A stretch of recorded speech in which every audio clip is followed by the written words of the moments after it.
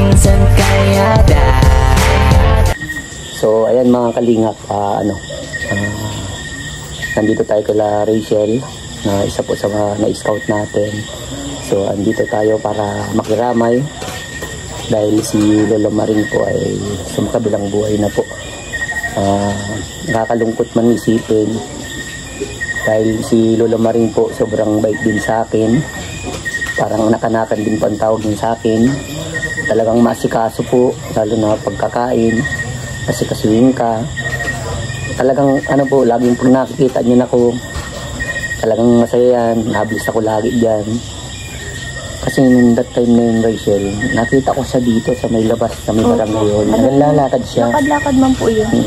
Tapos, nakita ko siya. Minsan dito, punadaan ako mga busina, nakawin sa akin. Nagulat lang ako at bigla siyang nanaba. Ano ba yung naging dahilan? Bakit siya nanaba? Nagmanas po siya. Nagmanas po siya. Kaya po siya nanaba. Kumbaga po, talagang hindi man dahil sa tubig na iniinom niya. Talagang ganun daw po talaga sabi ng doktor. Na manas daw po talaga kapag may Anong naging sakit ni Lola? Po, kasi nawalan po baga kami ng kuryente tapos nagbagyo po baga. After po nung bagyo.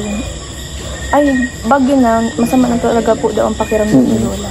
Hindi ko man alam at di man sa akin naging sabi ko anong nararamdaman niya. Yung pala, ang sabi daw ni Lola, ayaw daw ni Lola na mahirapan pa ako kasi nga nasa akin na po baga ang parang responsibilidad. Nakikita, siguro po nakikita ni Lola na nahihirapan po ako kaya hindi po siya nagsabi sa nararamdaman niya. Tapos yun, naghihintay nga po siya ng kuryente at inaiinitan niya daw po siya.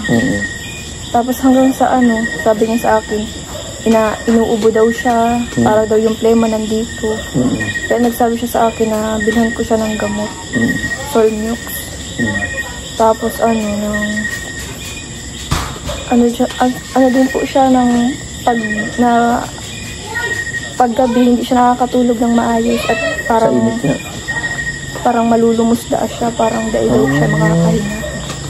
Parang may mga ganun kasing tao na kapag gagabi. Kaya lagi po yung puyat. Tapos pag umaga naman po, natutulog siya. Nakakatulog na lang siya sa nakaganto siya. Tapos bigla naman siya mga ganyan. At lagi nga po siyang puyat. So, kumbaga ikaw yung nakikita kay Lola, nakita mo kung anong mga tapos nangyayari. nung nagsabi po siya sa akin na wala na siyang gamot. Sabi niya sa akin, nagpasok sa kwarto ko. Sabi niya po sa akin, "Nak, wala na akong gamot. Kailan tayo pa-check up ulit?" Sabi ko, "Sige ma, pag na lang ni tita, pag dating ni tita dito, kasi wala tayong service." Kasi nga po yung tricycle na nabili ko, yun na lang po ang gagamitin namin. Kasi pag makakommute pa kami, mas hassle pa po, mapapagod siya. Tama. Tapos yun po, sinabi ko kay tita, naiwan ko nga po siya ditong mag-isa at may pasok nga po ako alauna. Kasi may exam din po kami, kailangan man po yun. Sabi ko kay Lola, kaya mo dito mag-isa? Kasi parang ayoko pa pong umalis nun.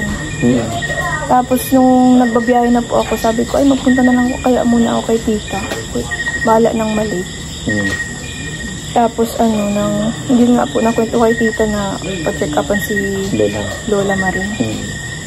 Tapos sabi ko din na wala nang gamot, nagsabi sa akin. Pero yung pala may pampaihi pa man pala, akala ko wala na siyang pampaihi. Bakit nahirapan? Kasi kapag hindi po siya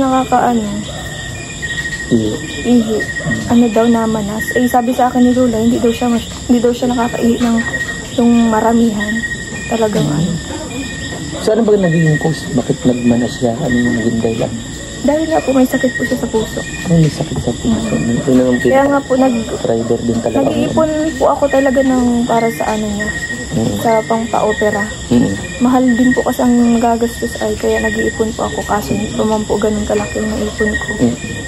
Wala pang 100,000 yung naipon ko po. Kumbaga nasa lang siguro, 10,000 pa lang. Nagsisimula pa lang. Pero kumbaga nag-aano ka na para kay Lola Maring. Opo. Kaso hindi mo na po naabutan at gano'n nga po, biglaan man. Pero nung kahapon, galing din po akong school. Kasi kahapon nga dapat check upan po siya. Oo. Sabi naman ni tita, hindi na daw pa check upan at pag pina-check upan pa, sasabihin din ng doktor na i-confine. Tapos yun po, sabi ni tita, i-confine na lang po namin si Lola. Tapos di sabi ko, sinundo po kami ni tita kagabi. Ay, kagabi. Kagabi ba yan? Ay, kagabi. 18 po kagabi, ano. Tama ba? Ay, nung 17. Nung nakaraang gabi po. Nakaraang gabi pala yun. Sinundo po ako sa school. Tapos, nag-decide nga po na i-confine si Lola. Tapos nag-usap pa kami kasi nga po, hindi man po baga ganun ka, ano yung pera ko. Hindi man po ako ganun ka pera. Hindi man sapat kumbaga. At alam, yan po mga kalingap, talagang ang daming responsibilidad talaga ni Rachel. Halos siya na talaga dito bumubuhay po. So, naiintindihan ko yun. Kumbaga, nasabi mo, tapos ang pag-apos. Opo. Tapos, sige, ganito mo lang. Pakikinig ko yun. Tapos yun nga po, sinundo ako ni tita. Nag-iyak nga po ako kasi nga, hindi po ako sanay na ganun nga po. Na nakikita akong nahihirapan yung mahal ko sa buhay. Kasi masakit nga po mawalan. Parang, nalulungkot lang po ako. Tapos, hindi ko maintindihan po nararamdaman ko kagabi. Ay, nung nakaraang gabi. Tapos yun po, nag-uwi na kami dito. Dali-dali po kami. Galing pa akong school. Dali-dali po kami nag-asikaso. Buti nga po nakagayak na si Lola. Ginayak na alte yung mga gamit. Hindi na po kaya ni Lola. Tapos nagpa-rescue na rin po kami. Patawag po kami dun kay Ivan yung ko po. Yung pinakapatid ko po na anak ni Ate Celine. Tapos may nagating pong rescue. Nagpunta po dito. Tapos nakakalakad pa man po si Lola nun. Kaso nga lang ay hingal na.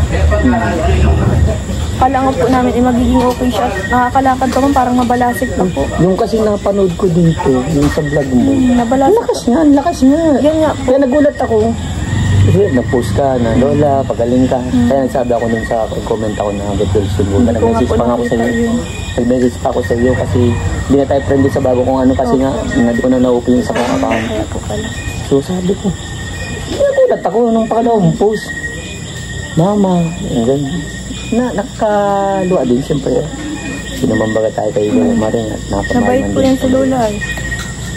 Naiyak nga po ako at wala na sa akin mabigay ng mga paborito ko. Kasi kapag alam niyang pagod ako, siya ang naasikaso. Kahit nabawal sa kanyang mapagod, bawal sa kanyang maging, yung parang masobrahan sa saya po. Tapos sa lungkot, sa problema, sa stress. Bawal po talaga yun. Yun po yung sabi ng doktor. Bawal mapagod. Yung sa mga nagsasabi po na sa comment kapag nakikita si Lola kasi mataba na nga po. Nagsasabi na mag-exercise ka naman, Nay Maring. Tapos ang sabi pa ay parang nang-iinsulto pa na kasi pala mo na yun Rachel, ganun. Hindi mo lang exercise para pumayat, ganun, puro na lang daw kain. Hindi nila alam yung dahilan. Hindi nila alam yung dahilan na bawal kay Lola na mapagod po. Kasi pag napagod po siya, siguradong po yung makulap siya.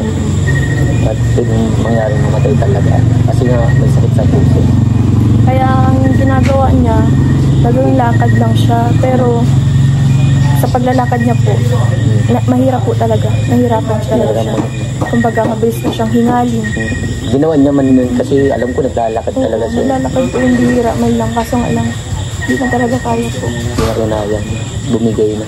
Kasi nakwento din ni Papa, parang kanina nakausap pa na parang nahihirapan na daw siya. Nagsasabi daw sa... Nagsabi nga po daw yun na gusto nila niya magpahinga. Nahihirapan daw po siya. Nahihirapan na daw siya. Yung narinig mo yung ganung sitwasyon. Hindi ko man naririnig po at hindi man Dinasabi. Hindi ko nga po nasabi sa akin. Ayun niya talagang si Lola po pag nakikita ako nalulungkot. Ang lagi niya sa akin sinasabi pag naiyak po ako. Lagi niya po sinasabi sa akin na wag ka nang malungkot anak at hindi daw siya yung parang di sanay. Oo, hindi daw po siya sanay na nakikita ako malungkot, nalulungkot din daw po siya. So, ito payo ko sa'yo, Rachel. Alam kong mabigat. Mabigat mawalan ng mahal sa buhay. Opo.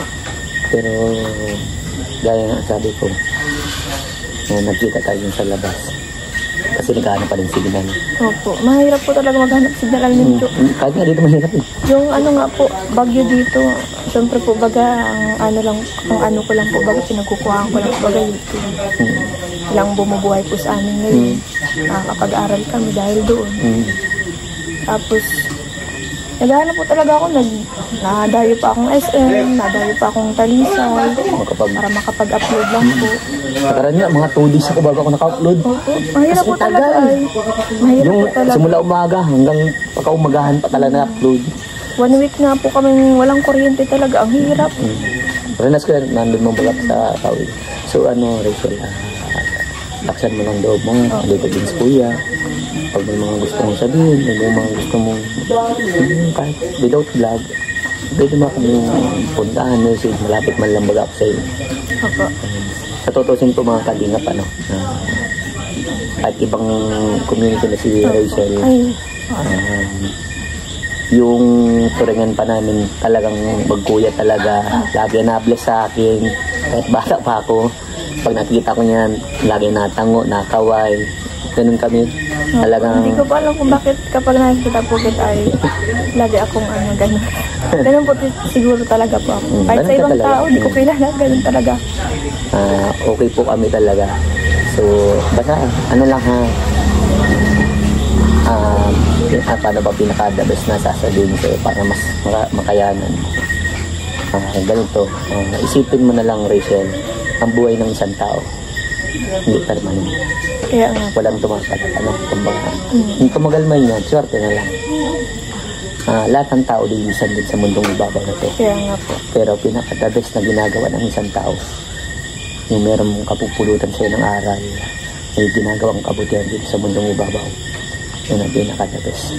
Si Lola Maring, marami nang ginawang kabutihan para sa atin, sa iyo, lalo sa iyo, at ikaw nakakasama sa mga kapatid mo, kasama mo, at sa lahat. Alam mo yung ginawa ni Lola Maring para sa inyo. Kaya ngayon, dapat kailangan na natin tanggapin na wala na si Lola kasi napagod na, namahinga na siya dahil sa karamdaman niya. Hindi man alam ng lahat na may sakit sa puso si Lola Maring at kami pinokomentuhan ng mga negatibong comment. Masasaktan din po ako din. Oo, alam ko yan. Maging ano na lang, wag po tayo basta-basta kasi comment ng comment ng mga hindi nyo po alam. Mahirap na po kasi malaking epekto din po kay Rachel sa pamilya niya. At kahit nga kay Trixie, nabasa ako, negatibang pangit, diba? Yung pag-abot kay kalapapat mama niya. Ayoko namang ganun, naiinis ako pag mga ganun kasi pangit. So, ayan po mga kalingap, Rachel. Ito po, itong vlog na to, okay lang naman. Kasi pinaalam ko din dito sa kalingap Rab, sa Ninong Bay, na syempre scout naman kita. Okay naman po yun. Wala naman problema po sa akin. Kasi, yun nga po. Vlog lang di ba?